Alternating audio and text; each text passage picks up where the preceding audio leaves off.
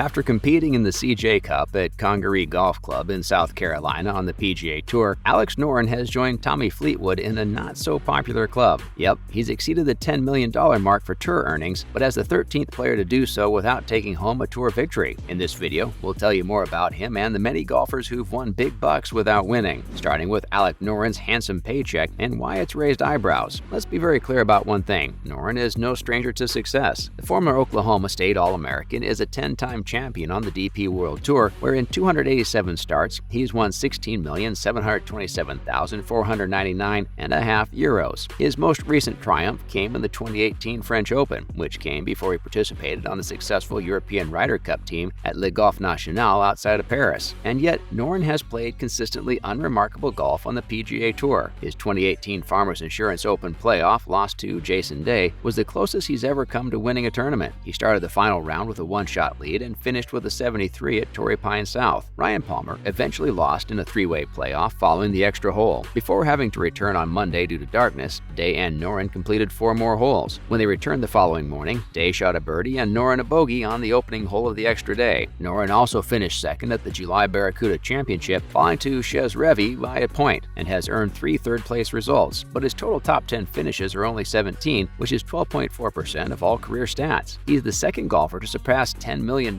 without winning during the 2022-23 tour season, following Byung-Hun An. Doesn't make much sense, does it? Now here's why PGA money lists can't be trusted. To assess the relative success of a player's career, it is generally useless to consult the PGA Tour's career money list. Tiger Woods' position at the top with his $120 million plus fortune is understandable, but Jack Nicklaus' $5,734,031 total, which places him at 326th all-time, is illogical. There are 13 golfers who have earned $10 million or more in their PGA Tour careers without ever winning a tour event, which is the most obvious indication of how skewed prize money has gotten in the modern era. To put it into perspective, consider Ben Crenshaw, who finished his career with 19 victories, 2 majors, and a little over $3 million in earnings. Trevino had 29 wins, 6 majors, and got about $6.5 million. And Johnny Miller, with 25 wins and 2 majors, earned around $7 million.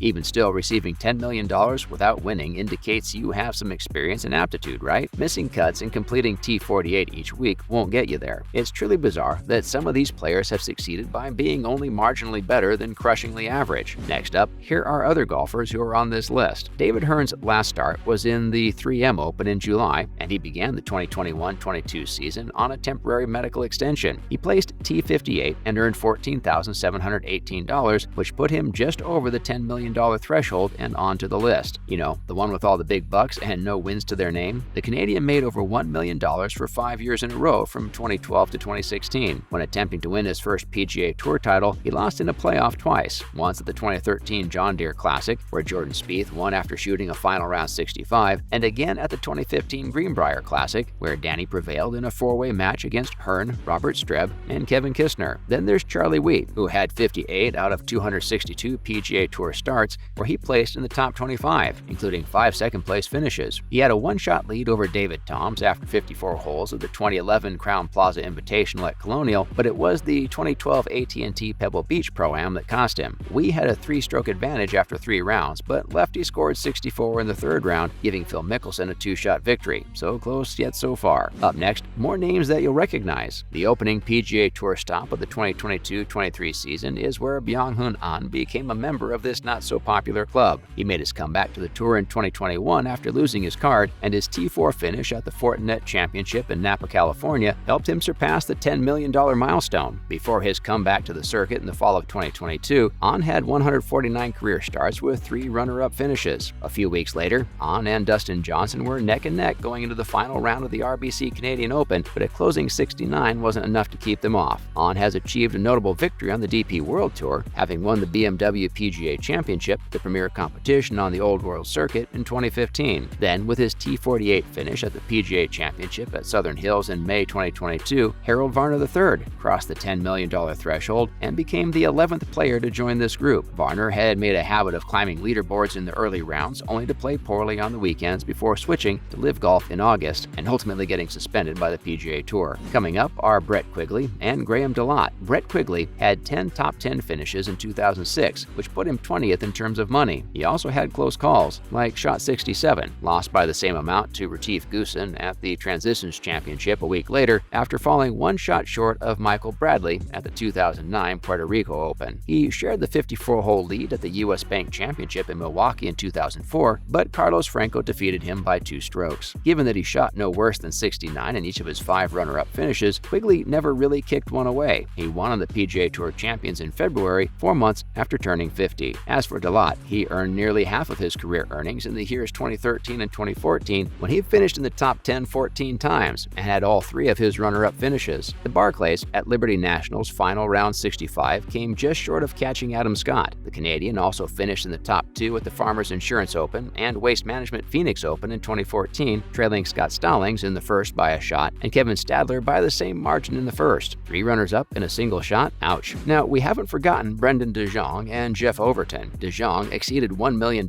every season between 2010 and 2015, twice crossing the $2 million mark. From 2010 to 2016, he averaged a staggering 31 starts while playing frequently. Maybe that was the trick. He lost to Robert Streb in a playoff at the 2015 McGladrey and by 1 to Ryan Moore at the 2012 Justin Timberlake Shriners Hospitals for Children Open. As for Jeff Overton, even though he finished second once in 2007, his career was launched with his 2010 campaign, which saw him finish second 3 times, third twice, and earn almost $3.5 million.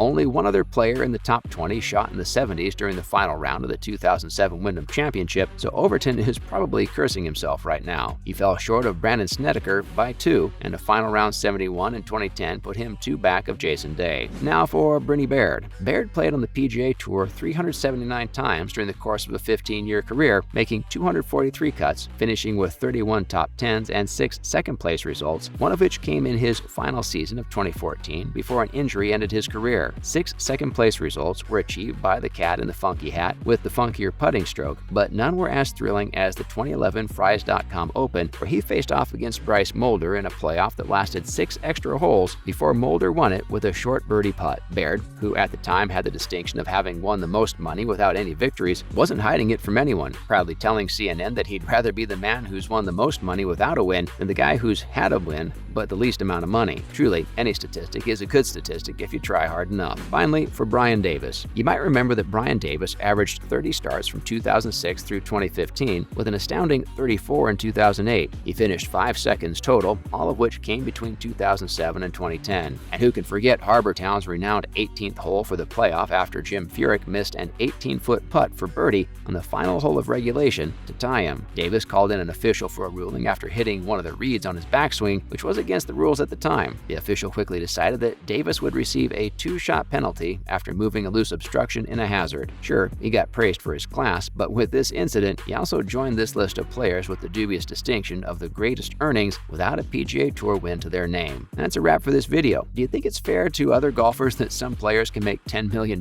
without a win? Let us know in the comments below. As always, don't forget to like this video and subscribe to our channel for more videos like this. See you in the next one.